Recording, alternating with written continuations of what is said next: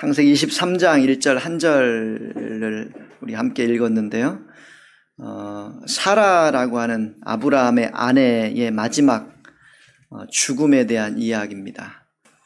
아브라함과 평생을 함께 하면서 아이를 낳지 못하고 살다가 90세에 사라의 나이 90세에 하나님이 주신 선물과 같은 아들을 하나 낳았어요.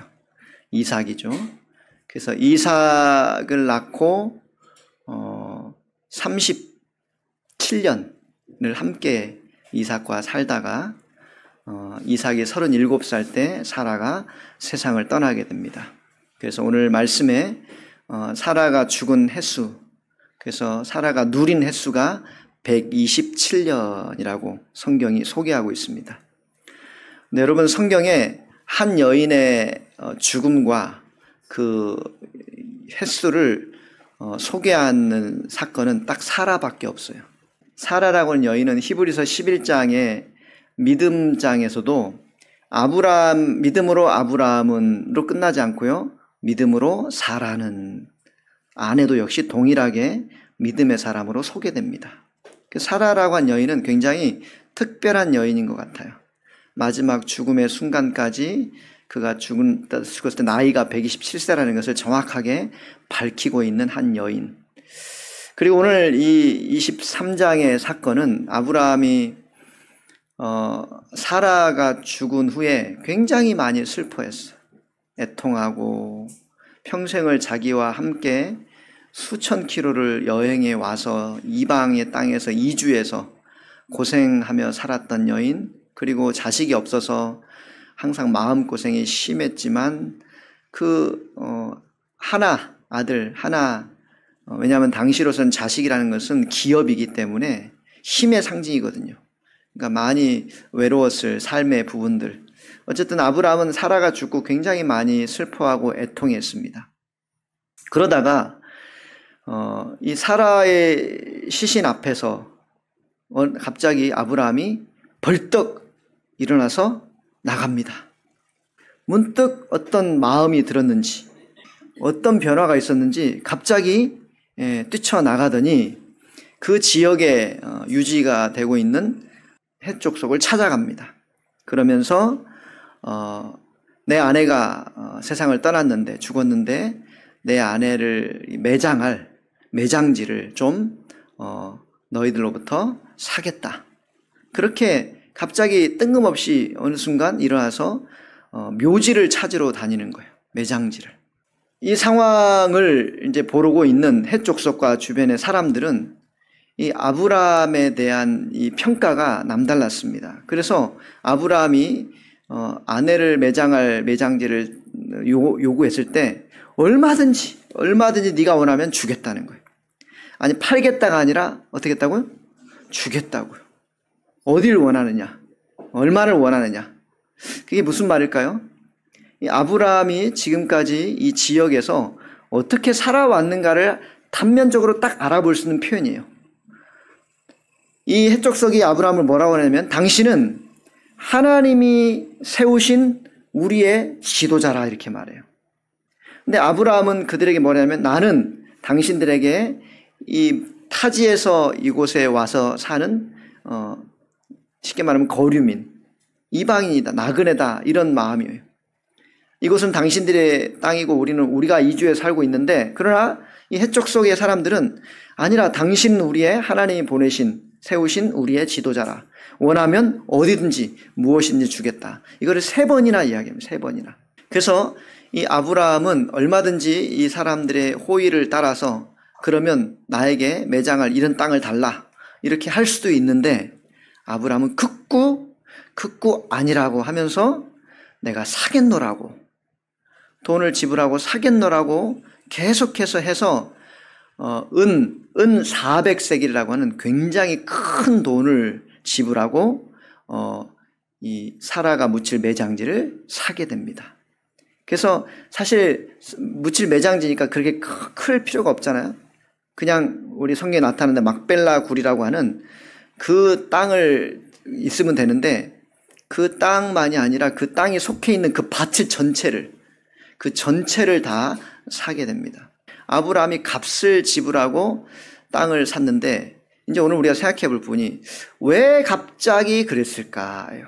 왜 갑자기 아내의 죽음 앞에 슬퍼하다가 문득 무엇이 생각이 났는지 아니면 뭐가 번개처럼 스치고 지나갔는지 갑자기 해적속을 찾아가서 땅을 사겠다고 하고 큰 값을 지불하고 땅을 사는 이유가 무엇이었을까? 우리가 성경을 보면서 항상 우리가 놓치지 말고 잃어버리지 말아야 할 부분이 있다 그랬죠. 우리가 아브라함에 대해서는 굉장히 특별한 면을 많이 봤어요. 아브라함의 특별한 면들. 그래서 아브라함은 생각지 못할 일들도 많이 만났고 또 하나님이 아브라함에게 요구하시는 것도 많은 것 같아서 잘 이해하기가 어려웠어요. 그냥 어떻게, 그래서 우리는 잘 그 말이 이해하기가 어렵고 모르겠으면 어떻게 표현합니까? 믿음으로. 아브라함 믿음이 좋으니까. 믿음이 좋아서 다 했다. 이렇게 말해. 믿음이 좋아서 믿음으로 수천 킬로 이사를 했는데 그냥 막 가고. 믿음이 좋아서 막 가서 처부수고 롯 찾아오고. 믿음이 좋아서 그래서 우리가 해결이 안 되면 다 뭐라고 갖다 붙여요? 믿음이 좋아서. 믿음으로. 그런데 여러분 우리가 이 아브라함을 계속 보고 있지만 아브라함도 우리와 똑같은 사람이에요. 아브라함도 우리가 똑같은 사람입니다. 그러니까 모르겠다고 해서 그냥 믿음으로 퉁치면 안 되고요. 아브라함의 마음은 어땠는지, 아브라함은 어떻게 하나님을 만나가고 있는지, 어떻게 성장해 가고 있는지, 어떻게 실망을 했는지, 또 얼마나 낙심했는지 이런 부분들을 다 여러분 바라볼 수 있어야 됩니다. 엘리야도 마찬가지죠. 엘리야도 막 병거 타고 하늘에 올라간다 이렇게 설명해요. 회오리를 타고 갑자기 사라져버렸어요. 그래서 엘리야나 하나님이 그렇게 부름받은 아주 신묘막측한 어떤 마지막의 일생을 산 것처럼 해서 엘리야는 뭐 특별한 대단한 믿음의 사람이라고 우리가 소개하지만 성경은 뭐라 그래요? 엘리야도 우리와 성정이 같은 사람이라고 그래요. 그 말의 뜻이 무슨 말이냐고요. 그래서 우리가 믿음이란 말을 지금 계속 아브라함을 통해서 살피고 있는 이유가 뭐냐면 그렇게 훅 넘어가 버리실까 봐. 우리가 해결 안 되면 다 믿음으로 가버리실까 봐. 그래서 대표적으로 우리의 기도가 어떻다고요? 우리의 기도가 믿음이라고 하는 이 포장지를 씌워가지고 확 가버리려고 한다고요. 과정을 안 걷고 결론만 얻으려고 하잖아요. 결론만. 우리가 자꾸 혼동하는 게 뭐냐면 하나님이 하시는 일을 자기가 하려고 그러고 자기가 해야 될 일을 하나님께 맡기려고 그래요. 왜 그래요? 이게 내가 해야 될 일인지 하나님이 하실 이게 혼동이 되니까 자기가 할 일은 내팽개쳐 놓고 하나님이 하실 일을 자기가 해버리려고. 어떤 거예요 대표적으로? 우리 학생들 공부는 여러분이 하셔야 돼요. 근데 공부는 하기 싫으니까 안 하고 합격시켜달라면 하나님께 해달라는 거예요. 우리의 기도가 그렇게 돼버린다 이 말이에요. 일을 열심히 하는 건 우리의 일인데 일은 안 하고 싶고 부자는 되고 싶고. 그래서 항상 어떻게 해요? 하나님 로또 대박 나게 해주세요. 이거잖아요. 그러니까 여러분 성경이 우리가 볼 때 그런 함정에 날마다 빠진다 이 말이에요. 아브라함이 왜 그런지 모르니까 이게 하나님이 하시는 일과 우리가 해야 될 일을 구분이 안 되니까 아브라함도 그냥 퉁치고 넘어가고 싶은 거예요. 해결이 안 되니까. 왜 그랬는지, 왜 그런 삶을 사는지 따라가야 되는데, 어떤 길이라도 가야 되는데, 그 길은 가고 싶지 않고 결과는 얻고 싶고. 그죠? 다윗처럼 멋있게 되고 싶으나, 다윗이 겪었던 고난은 안 가고 싶고, 바울처럼 훌륭한 이름을 남기고 싶으나, 그 받았던 고난들은 나에게 없었으면 좋겠고. 그래서 여러분 신앙생활이 어려운 거예요. 오늘 아브라함이 그런 거예요. 아브라함이 사라가 죽고 사실은 충격이 컸을 거예요. 유일한 믿음의 동반자였어요. 아들을 주신다는 약속도 25년을 기다리면서 그렇게 해서 아들을 받는 시간들도 사실은 다른 방법도 많이 썼잖아요. 여보, 하나님이 말씀하셨는데 우리의 상태를 보니까 아닌 것 같아. 나도 지금 나이가 몇이야. 당신 그러니 우리가 아마 이스마엘 하가를 통해서 주신 이스마엘이지 않을까? 그래서 86세 때 그런 방법도 써본 거고요. 그래도 시간이 지나도 안 되니까 어떻게 해요? 아니다. 분명히 이것은 다른 뜻이 있을 거야 해서 이제 24장에 아들 며느리 구해오라고 보낸 엘리에셀 종 자기 그 종 엘리에셀이 우리 상속자가 아닐까?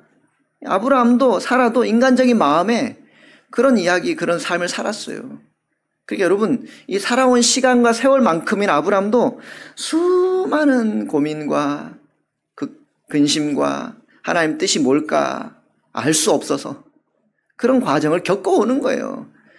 그런 상황들이 많이 생략이 돼 있어가지고 여러분은 아브라함 믿음이 좋아서 한 방에 뭔가 탁 해서 이삭이 뚝 나오고 또 믿음이 좋아서 이삭을 뚝 바치고, 우리 이삭 그래서 봤잖아요. 뚝 바쳤다고요? 22장 2절과 3절 사이에 엄청나게 했다 그랬잖아요. 2절과 3절 사이. 이삭도 마찬가지. 9절과 10절 사이에 엄청나게 했다 그랬잖아요. 그 엄청난 2절과 3절, 9절과 10절 사이 여러분 삶을 묵상하셔야 돼요.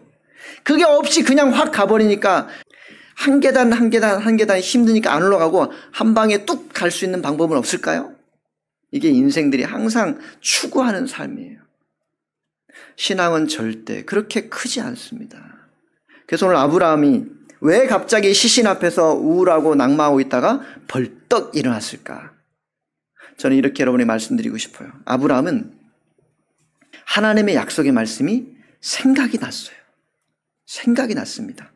어떤 말씀이 생각나냐면, 여러분 늘 말씀이, 여러분도 여러분 인생 살면서 말씀이 없어서 우울하고 힘드신 게 아니에요. 말씀이 없어서 그런 게 아니에요. 말씀 여러분 다 아시잖아요. 성경의 말씀이 여러분 다 알고 계시잖아요.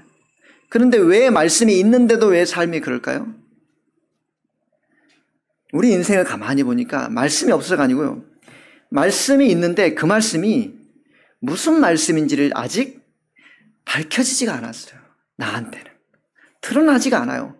늘 암송도 하고 늘 가지고 있는 말씀인데 그 말씀이 어떤 말씀인지가 여러분 삶에 풀어지지가 않았어요. 가지고만 있는 거죠. 우리 요즘 PRS 욥기 있잖아요. 욥기를 읽어오면 빌닷과 소발과 엘리바스 친구들의 말이 하나도 틀린 게 없어요.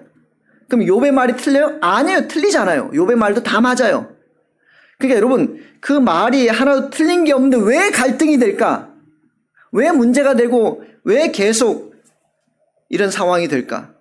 그러니까 다 없어서가 아니라고. 하나님이 안 계셔서가 아니에요. 그분이 다 있어요. 그러나 그 말씀이 풀어 헤쳐져서 여러분 삶에 녹아져야 되는데, 그래서 내 상황과 내 삶에 합당한 이 말씀이 어떻게 여러분 인생에 풀어지는가가 경험돼야 되는데 그냥 그대로 통째로 있는 거예요. 당근을 먹었는데 당근이 여러분 윗속에 그대로 통째로 있어요. 어떨까요? 오래도록 밥 안 먹어도 되겠다 뭐 이런 거예요?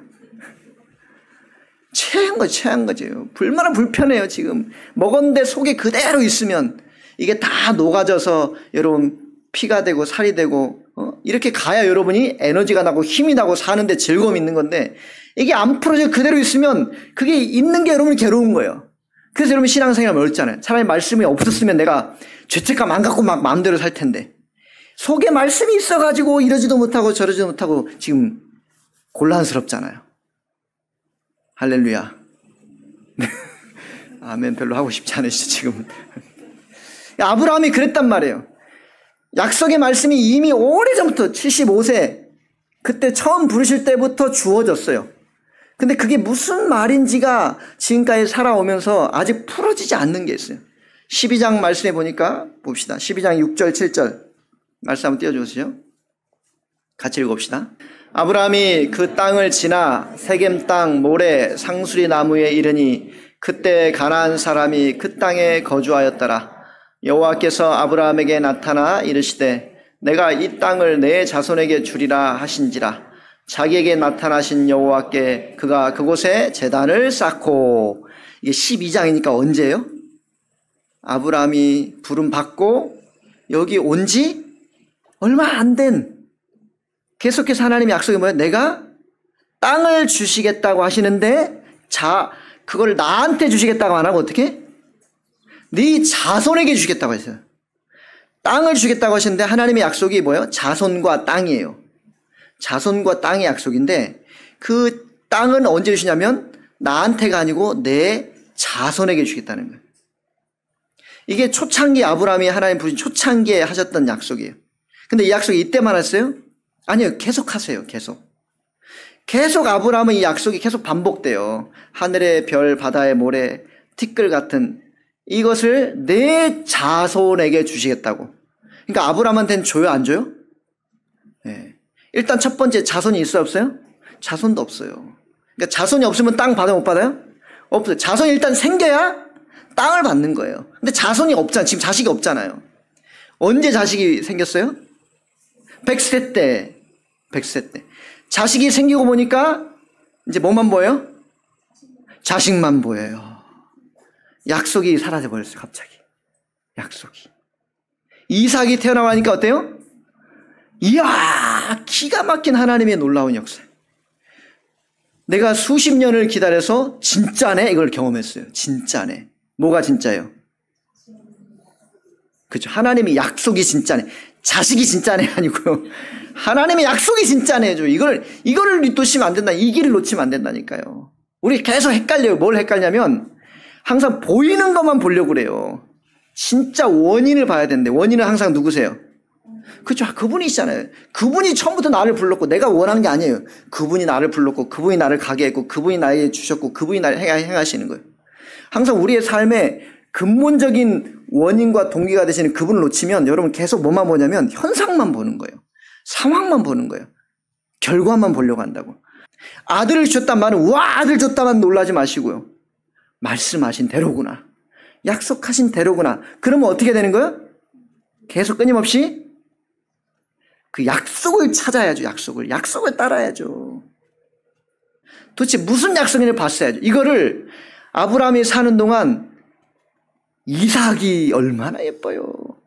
100세, 사라 90세 낳았으니 심지어 이 아들이 자라는 모습에 젖될 무렵에 잔치를 베풀었는데 종놈의 자식이 내 아들 이삭을 놀리니까 화가 나가지고 쫓아내버려! 마치 그런 마음 아닐까. 어쨌든 그렇게 할 정도로 자식에 대한 마음이 얼마나 크겠어요. 그러니까 이삭. 근데 이 이삭이 15살쯤 됐을 때 번제로 드린다 했잖아요. 그러니까 이것도 여러분, 이것도 그냥 드리는 게 아니었어요. 행위를 말하는 게 아니었다 그랬잖아요. 2절과 3절 사이에 이 수십 년의 시간이 이 아들 이삭을 바쳐 주신 하나님에 대한 마음이 얼마나 커졌는가를 알 수 있어요. 그래서 이삭을 드리면서 없는 것을 있게 하시는 분인데 내 태가 끊어지고 아내의 태가 끊어서 도무지 생명이 날 수 없는데 있게 하셨으니 없는 데서 또 있게 하셨으니 있는 걸 드리면 다시 살리는 건 뭐가 문제냐. 하나님 다시 살리시겠구나. 이 믿음을 가지고 이삭을 드렸다 했잖아요. 이게 믿음이 이렇게 큰 거예요. 아브라함이. 이렇게 이 아브라함이 크고 하는데 그러면서 이삭이 점점 커서 지금 37세가 됐어요. 37살. 그러면서 그렇게 살고 아내가 죽었으니 얼마나 상실감이 크겠어요. 그러다가 갑자기 떠오르는 말씀이 이거였다고. 내가 이 땅을 너에게 준다. 그런데 너한테가 아니고 네 자손에게.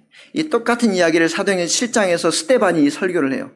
아브라함한테는 땅 한 평도 주지 않았으니 이 얘기를 해요. 그래서 아브라함이 그 말씀과 함께 또 생각한 게 뭐냐면 창세기 15장의 하나님의 약속이 또 생각났어요. 우리가 15장 6절 말씀 뭐였죠? 아브라함이 하나님을 믿으니 이를 그의 의로 여기시고 이 말씀이죠. 그게 그 말씀에 있는 사건의 배경이 뭐예요?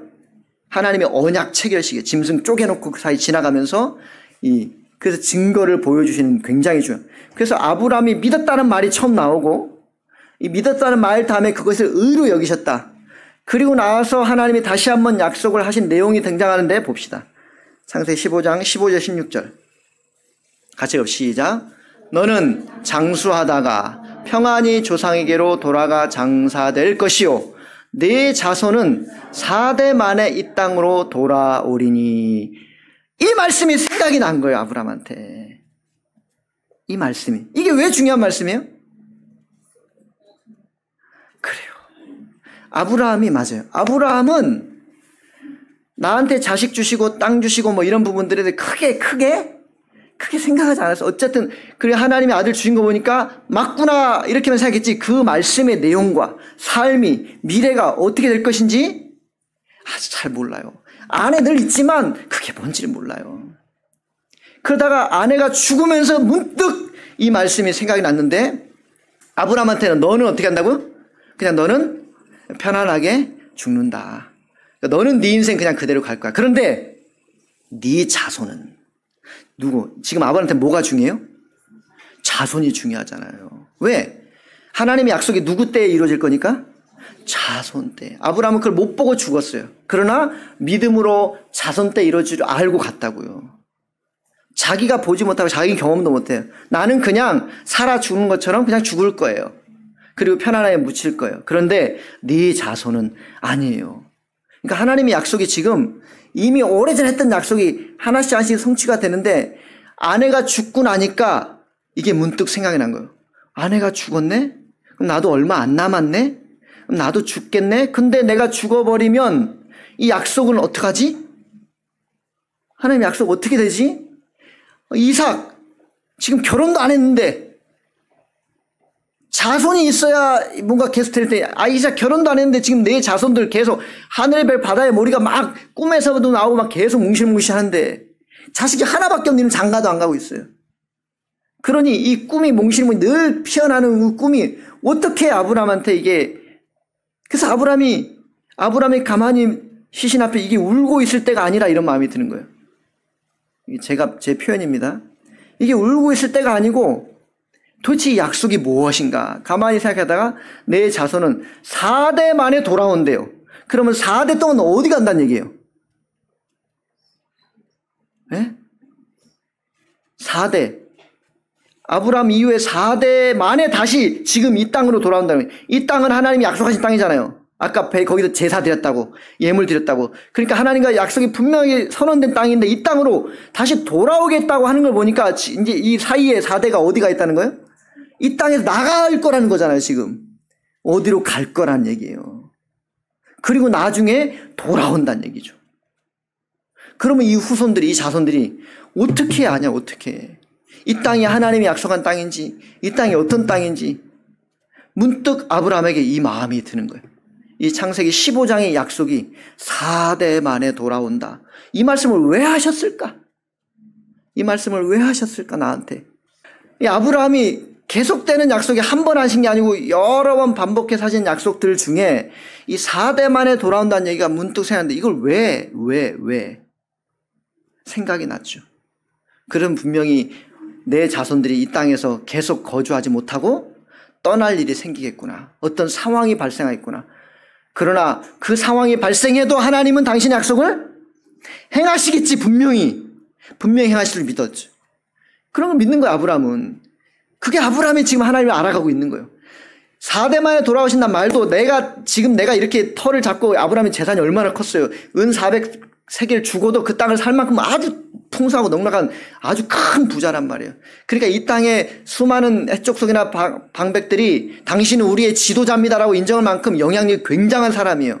그런데도 이렇게 이제 터가 굳어지고 다 정착해 사는 것이 아주 충만함에도 불구하고 무슨 일일지 모르겠지만 이 땅을 떠나게 된다면 그래도 4대만이라면 지금으로 4대는 우리가 뭐 한 세대가 30년이 아니잖아요. 그 당시 사람들은. 그죠? 몇백 년이 실제로 400년이라고 하는 기간까지 나오잖아요. 400년 후에 이 땅을 다시 돌아온다면 이게 무슨 일이 되겠냐고. 그래서 아브라함은 생각한 거예요. 아하!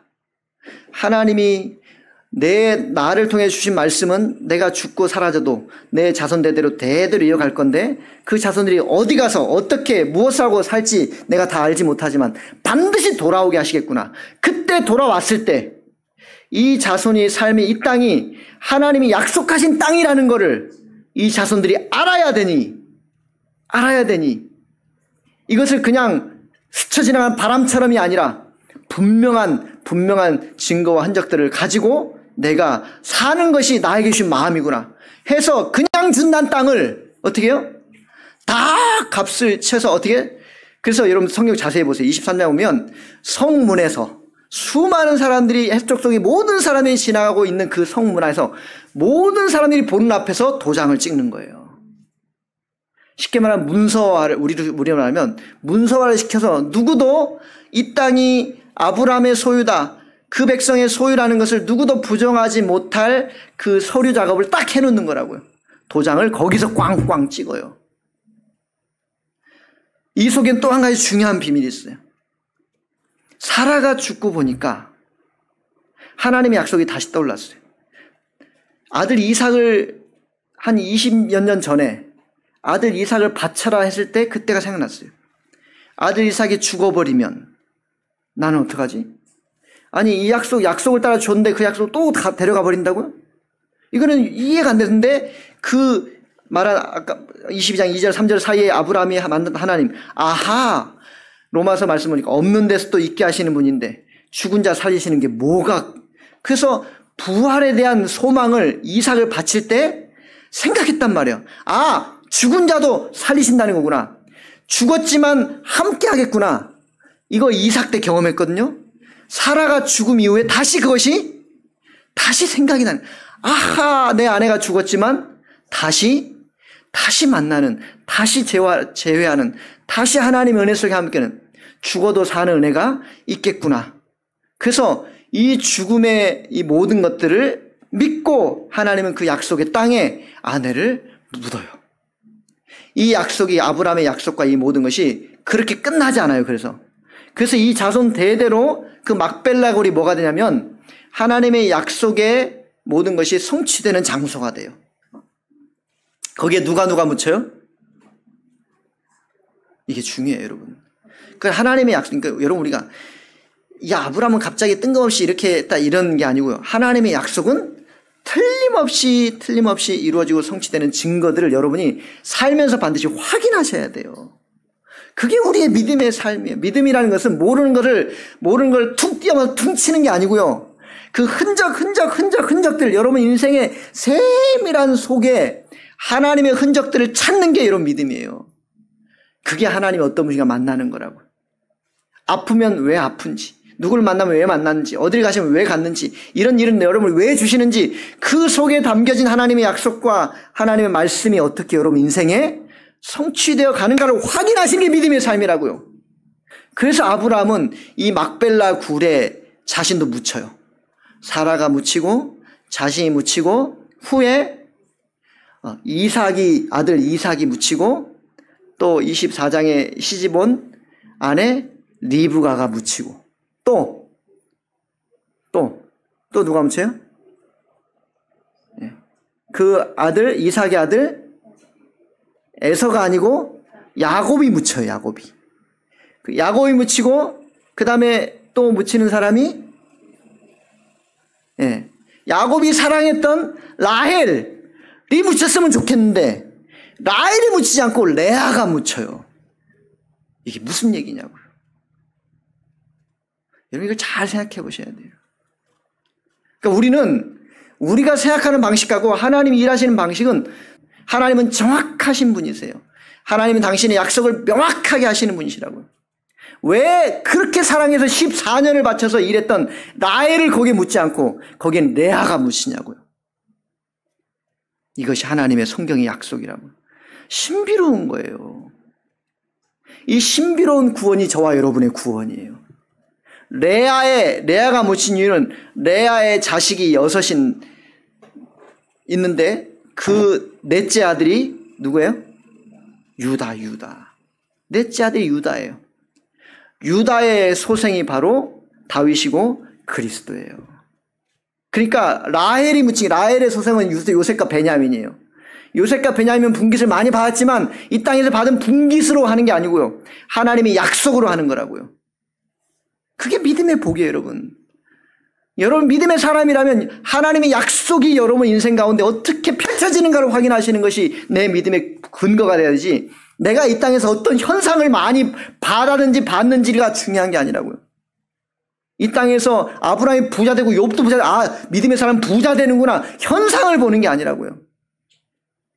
왜 그 사람들은 그 약속을 따라갔는지, 그들에게 한 약속이 무엇인지, 오늘 아브라함도 이 12장 말씀과 15장 약속의 말씀이 늘 있었던 말씀이에요. 그러나 그 안에서 소화가 안 돼서 늘 그냥 읽기만 했던 말씀이 이 순간에 아내 사라가 죽고 난 다음에 그 말씀이 풀어지니 내가 어떻게 살지가 분명해지는 것이죠.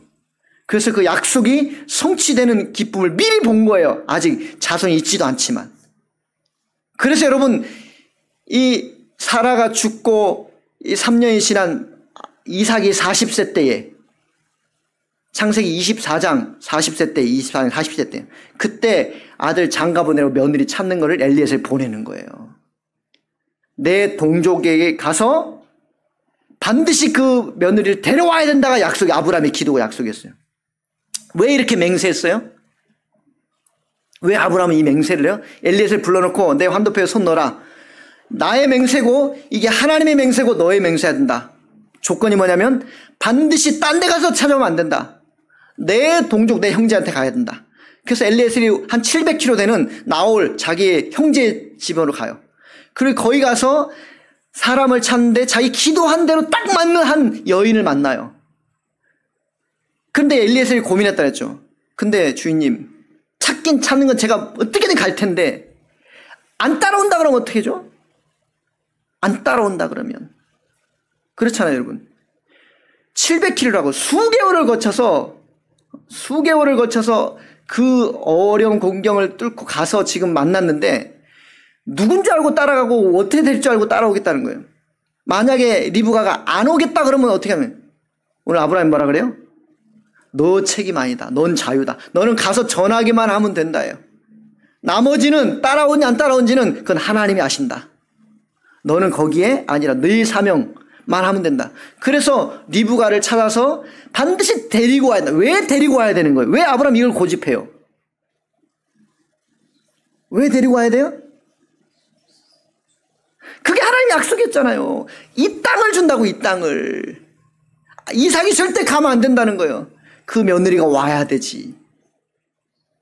이게 하나님의 약속 때문이라고요. 하나님이 그렇게 약속하셨어요. 그러니까 이게 아브라함이 이 약속이 하나님의 약속의 근거를 어떻게 그 가슴에 담고 살았냐는 거예요.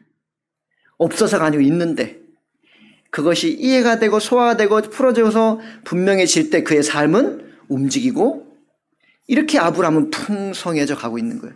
그러니 사라가 죽으면서 왜 엄청난 값을 지불하고 그 밭을 사야 되는지, 왜 창세기 24장은 제일 길다 그랬죠. 50장 중에 제일 긴 장이 24장이에요. 이삭이 며느리 찾는 일이 왜 그렇게 중요한 일이에요? 왜 이렇게 가장 길게 썼어요? 17절이나 왜 이렇게 길게 썼어요? 내용을 보면 뭐라 했어요? 한 얘기 또 하고 한 얘기 또 하고 한 얘기 또 하는 그냥 엘리에셀 간증 같은 거예요. 근데 이 이야기를 왜 이렇게 길게 썼냐고요. 이게 하나님의 약속에 성취에 대한 굉장히 중요한 이야기들이에요. 우리가 볼 땐 별거 아닌 것 같은, 내가 생각할 땐 별거 아닌 것 같은 이야기겠지만 하나님의 약속은 도대체 무엇이냐. 여러분의 인생의 스토리를 보시라고요. 여러분이 수십 년간 기도했는데 하나님이 해결해 주지 않으신 것 같은 일이 있어 없어요? 있을 거예요. 수십 년이 아니어도. 그러면 여러분의 인생 스토리를 하나님이 왜 길게 늘어놓으실까요? 왜 길게 늘어놓으실까요? 그 흔적들을 만나지 않으면 여러분은 계속 퉁치는 거예요. 그냥 자꾸 결과만 달라고. 그런 삶의 방식은 이 아브라함의 스토리를 이해하기가 너무 어려운 거예요. 아브라함은 그 사이사이에 수많은 과정들을 통해서 하나님이 어떤 분이신가를 만나고 있거든요. 여러분, 똑같은 겁니다. 아브라함이 곧 우리, 저와 여러분들이. 우리의 삶에 여러분에게 주신 하나님의 약속이 뭐냐고요. 약속을 찾으시고 물으셔야 됩니다. 끊임없이. 그렇지 않고 세상에 살아가는 삶의 방식만을 자꾸 따라가면 그분이 누구신가를 10년, 20년, 30년, 50년을 믿어도 똑같은 자리를 계속 돌고 도는 거예요. 우리는 시간이 가면 늙어가는 게 아니라 했죠. 하나님의 더 가까이 익어가는 거예요. 여러분, 시간이 가면 더 깊어지는 거예요. 몸은 후패하고 힘은 없어지고 하는 것 같지만 여러분의 영은 더욱더 하나님 앞에 깊어져 가는 게 시간이 간다는 뜻이고 나이를 먹는다는 뜻이고 늙어간다는 뜻인데, 우리는 자꾸 보여지는 것으로만 인생의 삶을 보면 자꾸 겉만 젊어지려고 하지, 속을 키우려고, 속을 익어가려고 하는 삶이, 오늘 아브라함처럼 그렇게 익어가야 된다 이 말이에요. 그의 인생을 그렇게 보라는 거예요. 그게 오늘 아브라함의 이 세밀한 삶 가운데서, 그러니까 이 약속의 말씀이 잘 이해 안 되면 갑자기 뜬금없이 왜 밭은 준다는데, 밭이 땅 준다는데 그걸 왜 돈 주고 살려고 그래, 그냥 이렇게 가버리죠. 여러분 인생 그냥입니까? 아닙니다. 하나님이 붙들고 계세요. 우린 잊어버려도 하나님 여러분 절대 잊어버리지 않으세요. 우린 몰라서 그냥 가는 것 같아도 하나님이 여러분 인생의 발걸음마다 여러분 어디 가신지 하나님이 따라가신다니까요. 여러분 무슨 삶을 살아도 하나님이 안 놓으신다니까요. 그래서 겁나십니까? 그래서 기뻐하셔야죠. 내 인생 어디 가도 날 놓지 않는다는 것이 위로예요? 부담이에요? 여러분 어떤 삶의 자리에서도 하나님이 여러분을 놓지 않는다는 게 기쁨이에요? 불편하세요? 그게 기쁨인지를 확인하셔야 된다고요. 그렇지 않으면 계속 뭘 남아요? 부담스럽고 불편하고. 그래서 말했잖아요. 신앙생활도 깊이 빠질까봐 조심하고 살잖아요. 그게 무슨 말인지 몰라서 그러는 거예요. 더 빠지지 않으려고 발버둥 조심해서 딱 거리 유지하면서 이렇게 사시잖아요. 오늘 아브라함의 인생을 차근차근 우리가 보고 있잖아요. 그 길을 놓치시면 안 돼요. 상황만 보면 와 이삭도 줬어? 우와 대박 나. 그게 아니고요. 여러분 인생과 삶에 하나님이 얼마나 세밀하게 그 인생을 갖고 가고 계시냐고요. 우리를 하나님이 그렇게 가꿔주시는 줄 믿습니다. 이걸 아는 자가 드리는 게 감사해요. 그거를 풀러주셔서 하고 쓰임받게 하셔서 그 속에 있고 그런 과정 가운데 내가 있다는 게 발견되는 게 무엇인지 알아야 그게 감사가 돼요. 여러분을 그런 자리로 키워내고 계신 줄 믿습니다. 이게 아브라함 우리가 계속 보는 이유예요.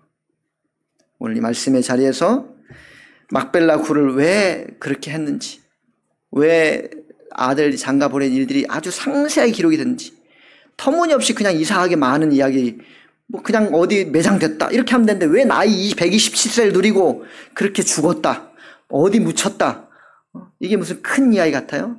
그러나 그 속에 담겨진 하나님의 마음을 만나시기 바랍니다. 그 약속이 그렇게 세밀하게 여러분 인생 가운데도 나타납니다. 하나하나도 허투루 넘어가지 마시고 주님 앞에서 묻고 또 묻고 찾아서 여러분 삶이 풍성해지는 그런 기쁨과 기대함이 여러분 인생 가운데 가득하기를 예수님의 이름으로 축원합니다.